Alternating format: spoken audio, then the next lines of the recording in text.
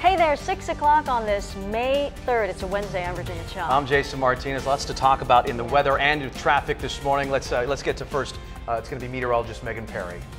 And then Kalina And then Strinos. me. Well, do you want to start with me first? You We'll could start go. with me first. Okay, so this is happening right now.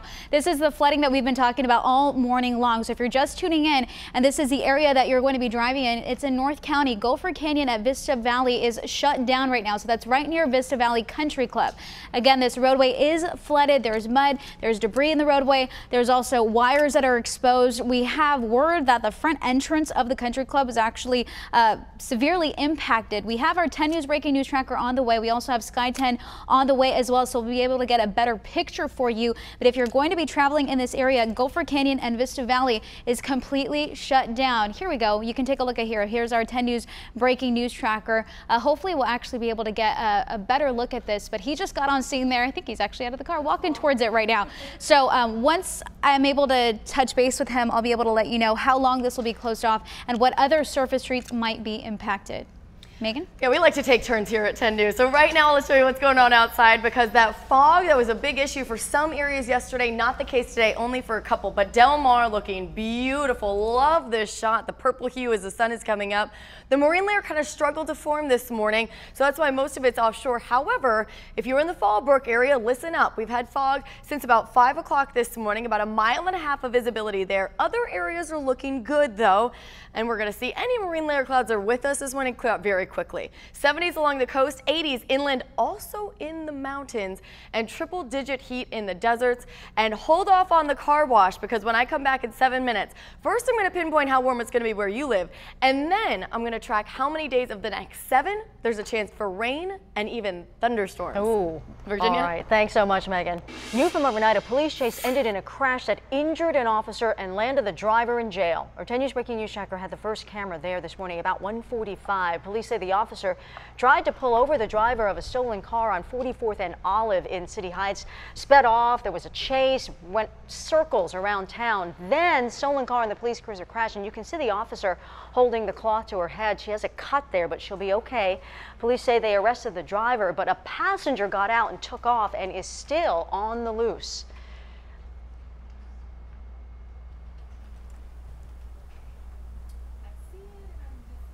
And I'm Melissa Messiha here in the 10 News Live Center. I'm following breaking news overnight. 3 U.S. service members hurt in an attack in Afghanistan. We have new video here in the 10 News Live Center. Now, ISIS says they were behind this attack. The explosion struck a NATO convoy on a busy road in Kabul. At least 8 Afghan civilians also killed in this attack. At this point, we don't know how serious the U.S. military members' injuries are, but of course, this is something I will continue to follow here in the Live Center. Jason, Virginia?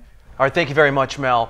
New developments today. The City Council diving into the mayor's budget proposal for the first time. Yeah, and some of the members of the City Council as well as the community say they have serious concerns about that proposal. 10 News reporter Mimi Alcala live at Liberty Station. So Mimi, what exactly are they worried about? Well, Virginia, Jason, there are several new costs in the mayor's budget proposal, but there are also several new cuts, including those to arts programs like these you see here at Liberty Station. So that's what they're worried about. The mayor's plan puts a big focus on infrastructure, street repairs, fixing potholes that fill our San Diego streets, and he also focuses on neighborhood services. And a lot of jobs that he's cutting in the plan are actually vacant positions. But some local leaders criticize the plan, saying spending cuts of more than $22 million from different departments is just not okay.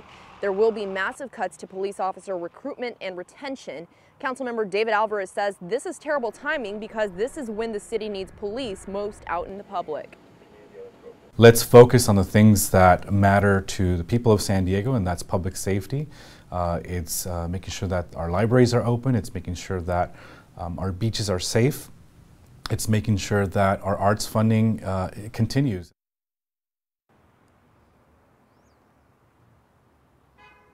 Now, other city leaders have actually praised the mayor's plan, calling it both reasonable and strategic. But coming up in just a little bit, we're going to dig deeper into what these cuts will really mean for the city's arts district. For now, we're live at Liberty Station. Mimi Alcala, 10 News. All right, Mimi, thank you. Let's take you live to Capitol Hill now, where three big things happening today in our nation's capital. First, Congress should pass that funding bill and avoid a government shutdown at least through September. It's full of major compromises, though. Republicans get the military spending money they needed. Democrats will keep most of their current funding for things like Planned Parenthood and the EPA and avoid federal cuts to sanctuary cities. The bill does not include any money for starting a new border wall, but it does replace some of the existing fencing. Also today, FBI Director James Comey will testify before lawmakers about FBI oversight. Senators are also expected to ask about Russian meddling into the election. And President Trump will meet with the Palestinian Authority President Mahmoud Abbas. They'll talk about the ongoing conflict with Israel. 6:06, a day to remember fallen heroes. Today, hundreds of law enforcement officers will gather to honor local officers killed in the line of duty.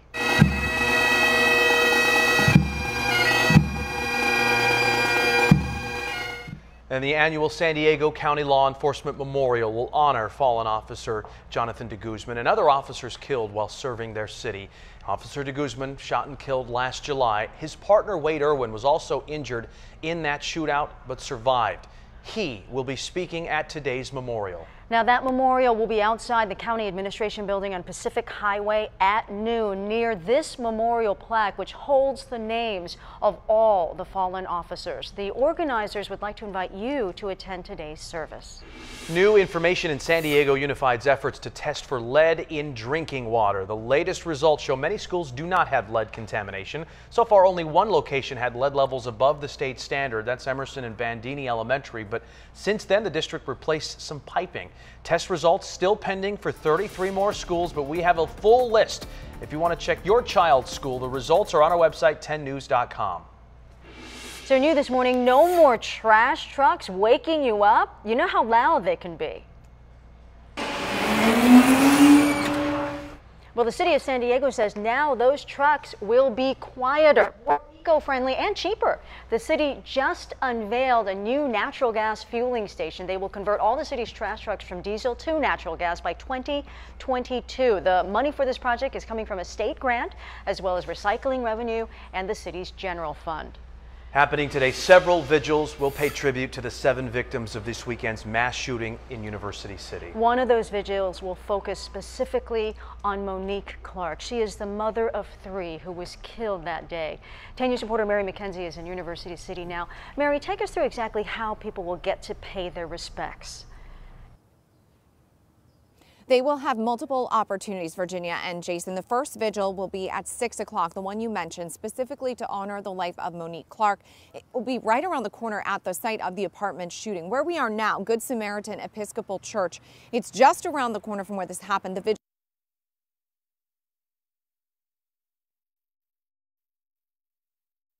We simply want to make a mark in the sand and say that the lives that were affected that day matter. They still matter to us. The lives of all who've been traumatized matter a great deal, and we want to offer our sense of love for them. That was Mary McKenzie reporting there about the vigils, so we'll talk to her in the next few minutes as we get more information about this. 3 tonight at 6, 6:30, and at 7. All right, meteorologist Megan Perry has a lot to tell us about our weather. Oh, yeah. And not just, I mean, moving on to the weekend. Oh, yeah, I know. The weekend, you know, I feel like whenever we get rain, it's always on the weekend. Yeah, it really happens that way. But we're going to be talking about that. At least Saturday should be dry. But let's talk about the fog, because looking towards Rainbow and Fallbrook, you can kind of see it down below. Actually, this just updated and it cleared out of some areas already.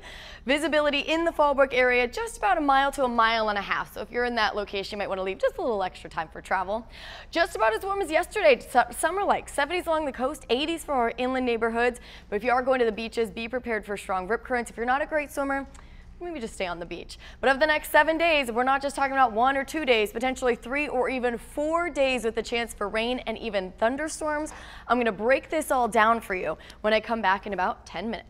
Kalina?